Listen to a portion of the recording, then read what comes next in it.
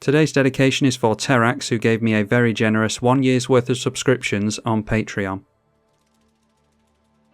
Kambal Profiteering Mayor versus Rukarumel, Emmara, and Jacob Hawken. We've got mana there. We can draw with Plumb the Forbidden, maybe even sacrifice a Cruel Celebrant to do it. It's an alright curve, so we'll try this one. A Surveil land on turn 1 for the 5 colour player, managed to get rid of an Apex Altasaur. Surveil land's doing work as usual. Alright, Talisman is good, so we will just start off with a Plains arbitrarily. A Mana Crypt now from the Rukarumel, or whatever the hell it's called. Followed by a Thorium Mauler, so about to start getting a bunch of plus counters on this thing. Alright, and there is a Thalise. So yeah, this is one that triggers unusually at the beginning of each end step, so that's really good. I don't know if I ever built this one, I don't think I did, but always had my eye on it with regards to playing it in a game of Commander. Anyway, obvious play is the Talisman here. First plus counter goes on the Mauler. Jacob Hawken, the first commander to come into play. And we see another Talisman for the Mauler. So by turn 3 we have a 5/5 over here. And now a Fabricate, search for an artifact and put it into your hand. And then playing a Throne of the Grim Captain. Our opponent seems insistent on playing every single card that doesn't look like a Magic the Gathering card. And that is what he tutored for here, so this will be an interesting card at least to play with. It crafts with a Dinosaur, a Merfolk, a Pirate and a Vampire. And then turns into a Menace, Trample, Lifelink, Hexproof 7/7. Each opponent sacks a non-land permanent when it attacks. Then you can exile a creature card used to craft it and put it onto the battlefield tapped and attacking. And then the 5/5 comes in at us. And they did decide to mill with this then, so notice that the creature did have flying, so Wonder is in the bin, they control an island. And then Bloodstained Mire was milled as well. Alright, another land for us, I don't mind, so I think we get down our commander here, and then if the Thorium Mauler keeps coming in at us, we're just going to have to shoot it with an Anguished Unmaking. And if they don't swing in towards us, then maybe we can go for something like a Hunted Bone Brute and the Cruel Celebrant. Jacob Hawken Inspector. I'll be interested to see if this commander is ignored. It often is, and this is a really powerful one. Underrated though, unfortunately. So draws a card, exiles one underneath him, which is probably a very powerful one. And then throwing out an Arcane Signet, 6 cards left in hand. Another 2-mana commander hit in play, Emmara, Soul of the Accord.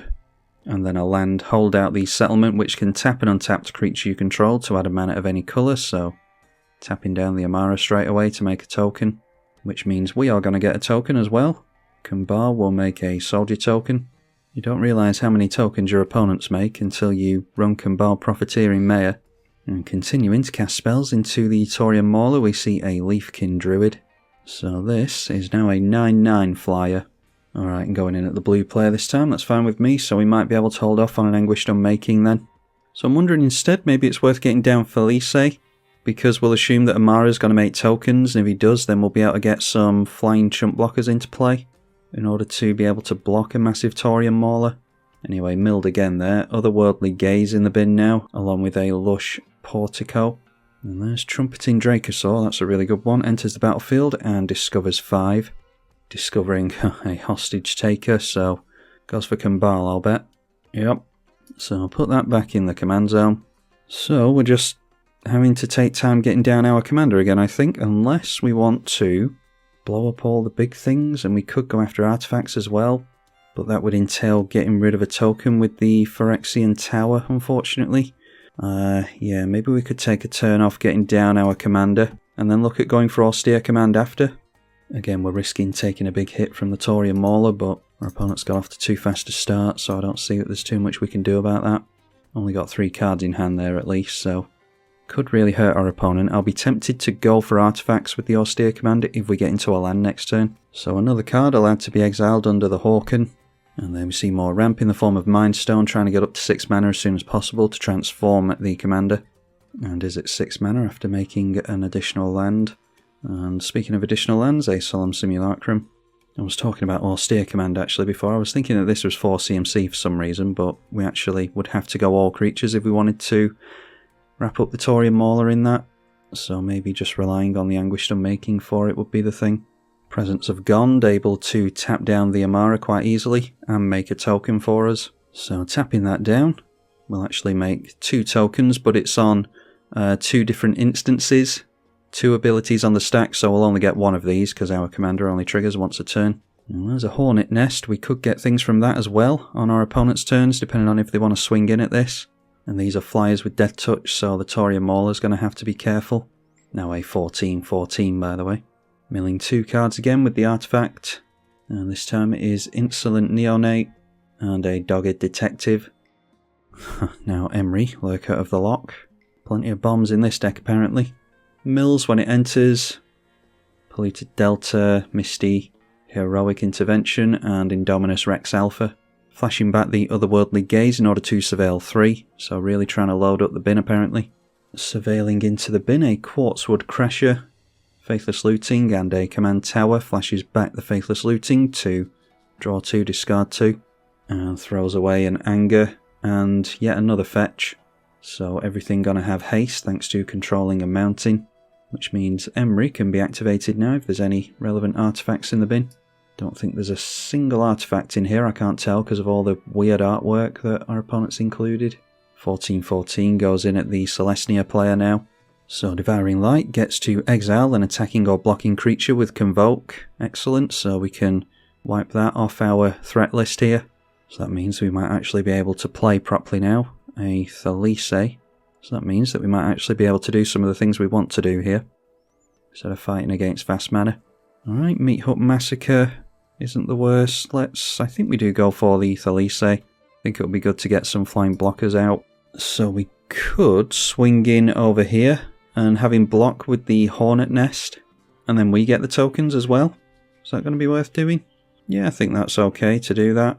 I don't think he'll block the Kambal actually because it's going to kill it, so I'll just go in with a soldier token.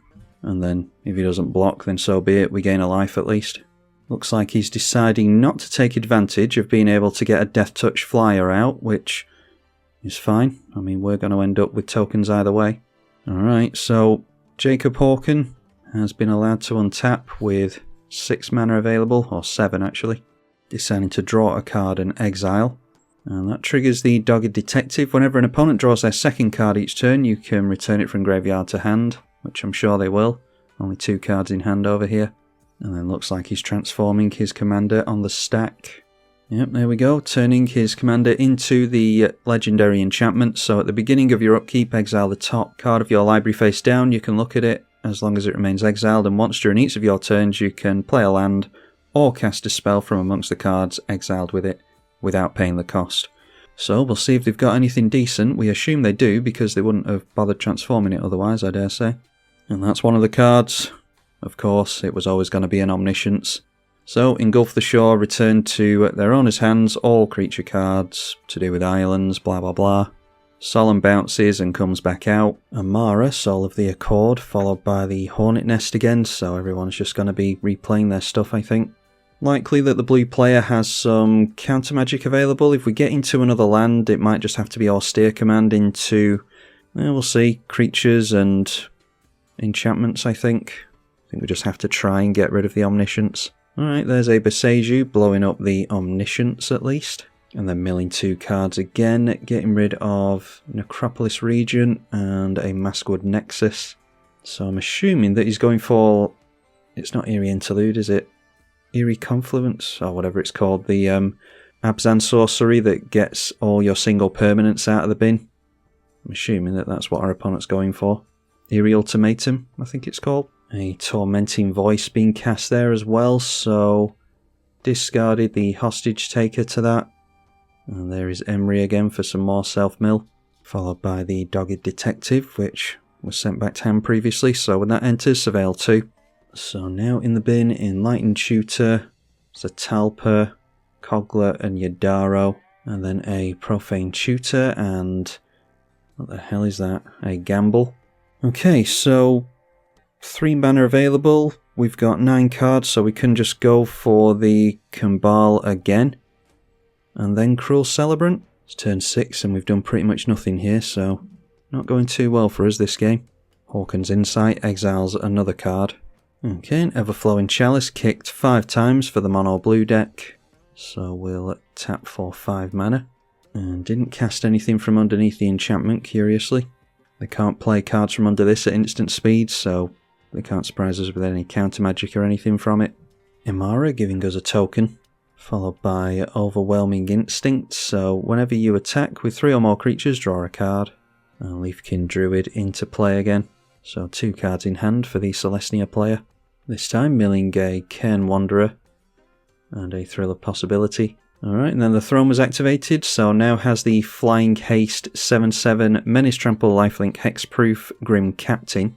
And when that swings in, can bring in something that was exiled underneath it, so has exiled the Quartzwood Crasher as it's swinging in towards us, it looks like it. Cairn Wanderer, Hostage Taker, and a Necropolis Regent. Oh, we have to sacrifice something, it's each opponent. Solemn sacrificed over here, and a Soldier Token sacrificed. So we drain with the Celebrant, Solemn draws, and cheated in a Quartzwood Crasher. Not sure where everything's attacking yet. We get the 7/7 as we assumed. The Crasher goes in at the Celestia player. So the Quartzwood Crasher will hit and make a Dinosaur token, meaning we get to make one as well. So we get a free 6/6 trample at least. And then Emmara being activated, I can't keep the graveyard open because Magic Online, so we'll assume that it's the Maskwood Nexus, I'm pretty sure was in the bin. So I'm going to turn everything into every creature type.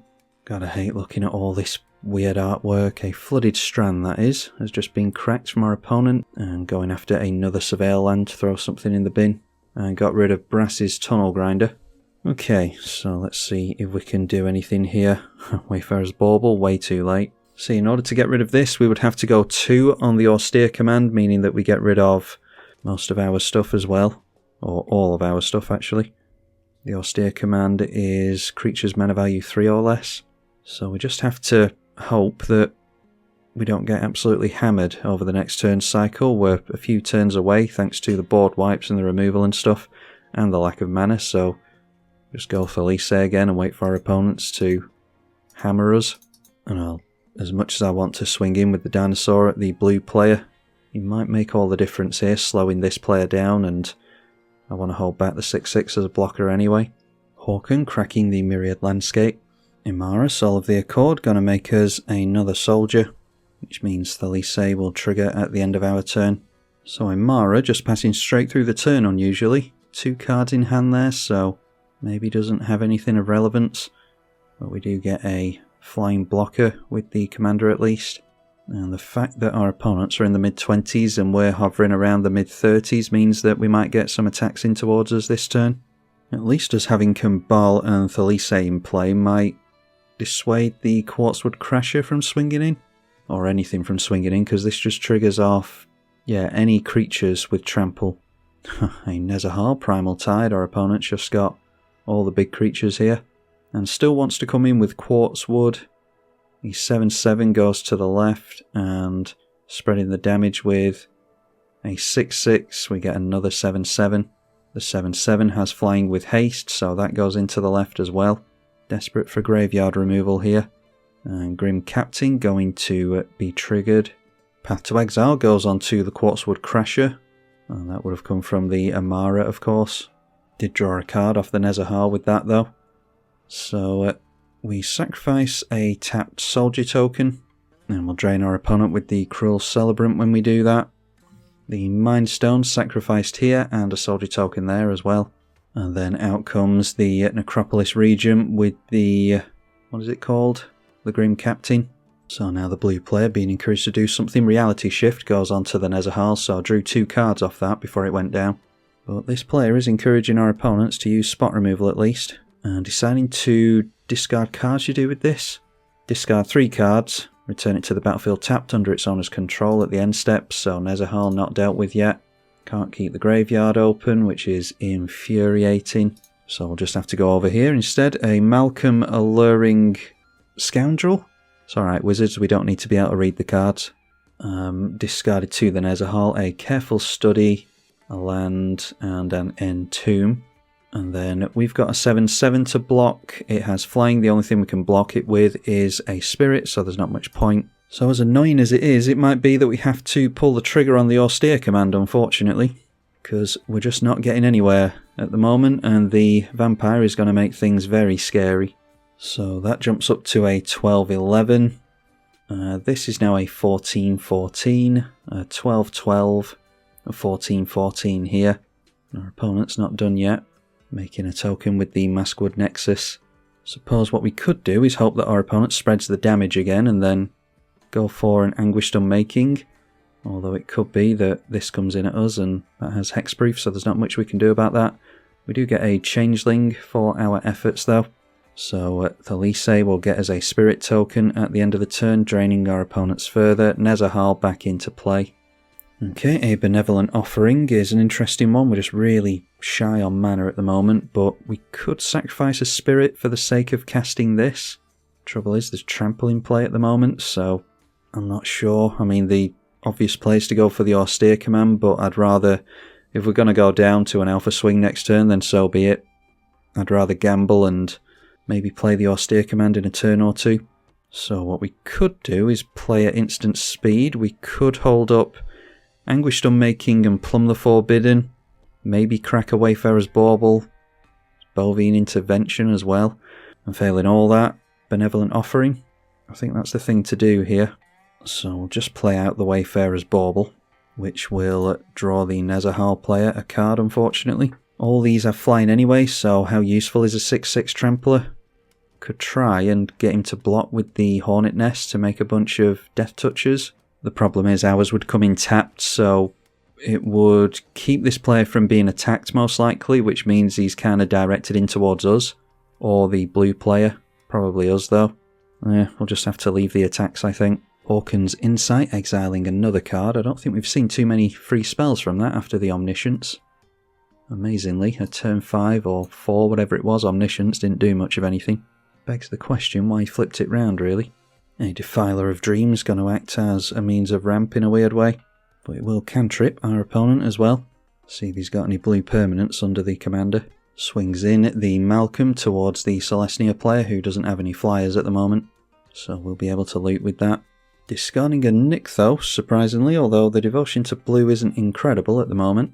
So I'm hoping Emmara sticks it out, because gaining a bunch of life with this could be relevant, and they do have a means of making a bunch of tokens. Like I said though, the trample on some of these is totally relevant. Alright, and now swinging in with everything to the right, so hopefully he's not just giving up here. Looking to draw a card for a board wipe, seemingly. So yet another token for us. 2/2 blocks a lifelinker, and then in response it is a Great Oak Guardian. When it enters the battlefield, creatures you control gain +2/+2 until the end of the turn. You untap them. That is a 4/5 reach. So our opponent had a plan all along, as you probably would expect. This means he'll be able to tap down his Emmara again as well. So managing to knock him down to 17 isn't a bad chunk of damage. Gets himself back up to 10. Emmara taps down again, but will not trigger our commander. Means they're not doing it during this player's turn though, so won't be as easily able to interfere with something like a Benevolent Offering. And Avacyn's Pilgrim is one of the final cards in hand. Got one more mystery card for us. So we'll wait to see how this player decides to attack before we go for something like Benevolent Offering. If we manage to crack the Wayfarer's Bauble, we're still going to be a mana shy of going for Moonshaker Cavalry. So we'd need to draw into a land anyway, and this assumes that we're going to draw into the cavalry off the top of the deck. Mana Crypt becomes more relevant as the game gets later and later. See if he dodges this. He does. Alright, and this player going straight through to attacks with 3 cards in hand. We'll draw another one if we go for the offering. So the pseudo commander, it seems, going into the left, so we could have avoided the hexproof on that. 14/14, Flying Haste Trample over there. And then I can't see where things are attacking because there's something on the stack. Grim Captain triggers, we'll get rid of the tapped creature. Arcane Signet sacrifice, Soldier Token sacrificed. Cruel Celebrant drains. Alright, so during the attacking phase still we're getting a 4/4 with a bunch of keywords. We are also getting the 12/11. Pseudo Commander to the left. 12/12 at us. 14/14 down the middle. And we're getting Nezahal as well, so we definitely need to go for the Benevolent Offering here. which can trip with Nezahal, so 4 cards in hand now. Could go for the exile effect with that if he wanted to. See if this manages to resolve. Looks like it is going to resolve. So we'll choose the Celestia player, the fellow tokens deck. Against my better judgment, may well just go into a Crater Hoof and kill us all, but that would be funny. So that player jumps up to 28, we jump up to 56, and our Emmara friend over here is rewarded for not quitting early. And then we'll get the spirit tokens that our opponent got a hold of with Kambal intact as well. So if we can make chump blocks for long enough, we've got enough creatures for the Cruel Celebrant to be relevant now, maybe? That is 6, 7, 8, 9, 10, 11, 12, 13, so exactly enough to get rid of this player if we want to. Might as well take the trample damage, but we can chump block some of the big stuff here. So everything blocked, but we're taking a 12-12. This is a 14-14 menace creature. He's trying to block with the Sphinx, but can't do it, so it looks like the blue player's going down here. Okay, double blocks being made on the trampler here for some reason. So not sure what the aim is there. So down goes the blue deck. Cruel Celebrant going to trigger 3 times due to our 3 creatures dying. So unfortunately I forgot about the life gain here. So there is more of a threat here than I realised. 4 cards left in hand I think I covered. So anyway, back up to 28 after the drains, and this player shooting back down to 11 even though we managed to keep them alive there. We've got the Thalisei at least. For now, anyway, depends on what this player's going to do. That is a Sol Ring, not too worried about that. And Trumpeting Carnosaur into play again for some free stuff. Discovers himself a Chameleon Colossus. So Thalisei potentially keeping us in this with more chump blockers in the air. So I'm wondering now, do we need to go for an attempt at some kind of Aristocrats win? We get 6 spirit tokens from the other legend. So when it works, it works. Yeah, I'm wondering if we need to go for Meat Hut Massacring for 2 mana and then try an Austere Command in the next few turns. We can hold up interaction in the meantime to try and stay alive. Well, there's a Call the Coppercoats. We could go absolutely crazy with that, couldn't we? That would be 5 mana though. But are we just being greedy? Is it worth 5 mana for this? Do we just go 3 mana Coppercoats, 2 mana Meat Hut Massacre when we're struggling?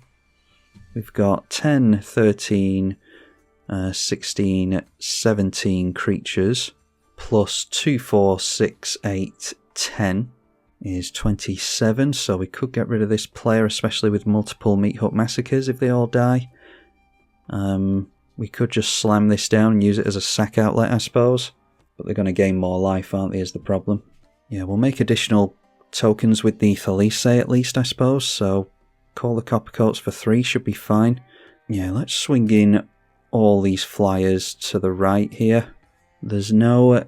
yeah, they do have flying blockers. That one will die at least. So 4 of our stuff dies, we get 3 for 5. Yeah, I don't know if it's worth it, to be honest. Might need the additional toughness. So I think we're just going for an Aristocrat win here, which means we go for Meat Hut Massacre during the second main, I think. I'll be amazed if we can win this game with so few an amount of mana on turn 9.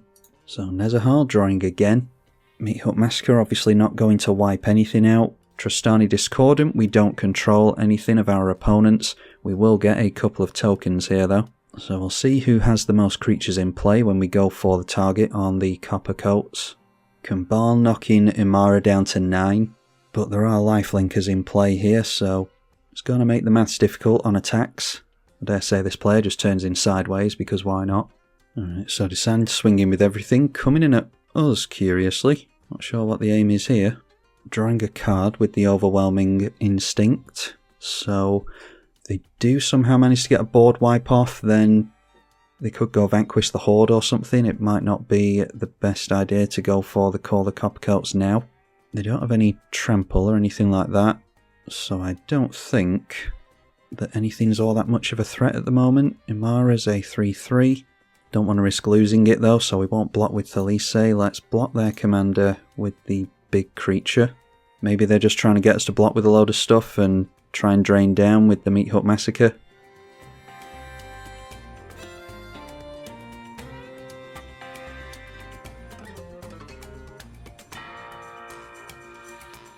So at the moment we've got 6 damage on tokens coming in towards us, so I think we're fine to just leave it there.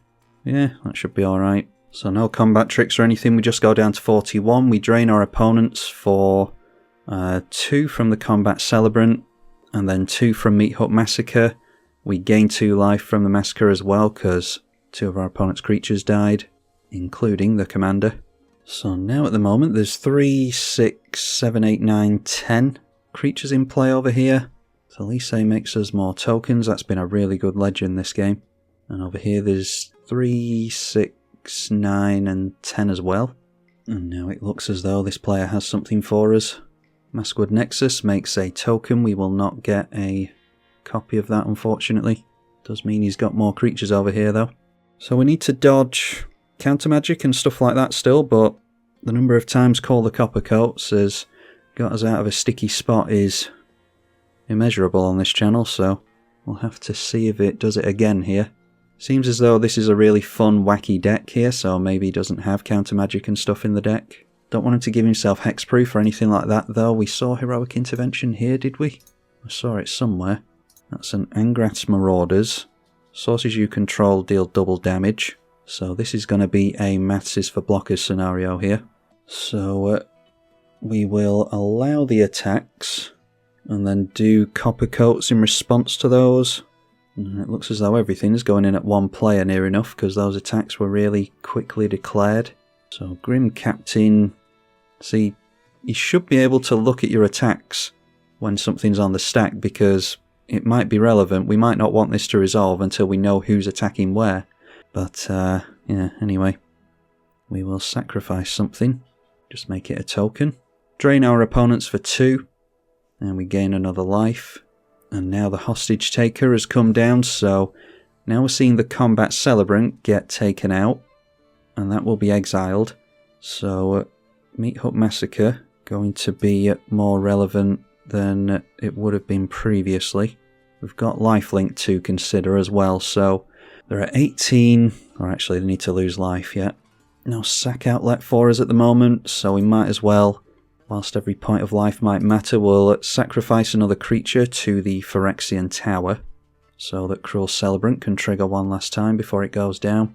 So now we're at 49, let's go for this Call the Copper Coats, point it over here. And we're 1 mana shy of being able to point it at both players, unfortunately, which might be relevant. Otherwise we'd be able to get an additional 3, 6, 9 creatures here. Nezahal draws a card, getting him closer to being able to interact with this. Looks as though we're going to be able to resolve it though. And it might be that we can get this player on the swing back from the tokens that Thalise makes. So that is 13 tokens being made. Hostage Taker going to be allowed to resolve. And then we'll go through to blocks and we'll see what is attacking where. So, look for the lifelinkers first. And we've got double damage to think about as well, so lifelink's even more relevant. Okay, so this is a 28-28 with lifelink, meaning that is 40 plus 16 is 56 life gained, so I don't think we're going to be able to do it. This has lifelink as well, a 7-7, so yeah, maybe should have ganged up on that when it was a 4-4, but that will gain 14 as well. So I think we just chump block everything, apart from the things that have trample maybe. Might be that the massive tramplers are just enough to take us out here. Yeah, even that has trample.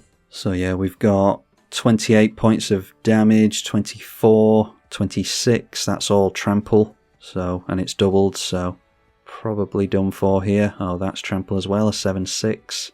So we might as well just gang up on the Hostage Taker and then throw a bunch of other blockers in the way of whatever tramplers, doesn't really matter. Yeah, it's unfortunate, it would have been an interesting comeback that. But we just lacked on mana all game, unfortunately. If it wasn't for the fact that all these things had flying, the humans would have been more relevant as well. So maybe it would have been a better idea in hindsight to go for more blocks to this guy. I'll have to look at it during the edit. Maybe we could have blocked with enough to make the Celebrant and the Meat Hut Massacre take this guy out. Especially if we could have blocked with some of these things, I don't know. I'll have to have a look at it during the edit and see what we should have done here. Obviously there was always Austere Command as well, but We were never going to do anything after an austere command, I don't think, because we'd had our stuff removed too much already. But yeah, minus 21. Our opponent ends up at 83 life, and then there's minus 126. And there weren't all that many Meat Hut Massacre triggers on the stack anyway. So probably could have prolonged the game a bit more, but I was kind of looking for it to be over, to be honest. It wasn't all that good a game for us.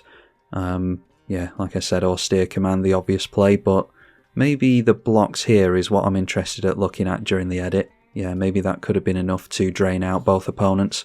Emmara was just clearly going for some kind of goofy attack on his way out. Appreciate all my opponents playing it out though, that is a rarity on Magic Online now. If you want to see more from Kambal, then let me know as ever. Big thank you to the patrons for their support.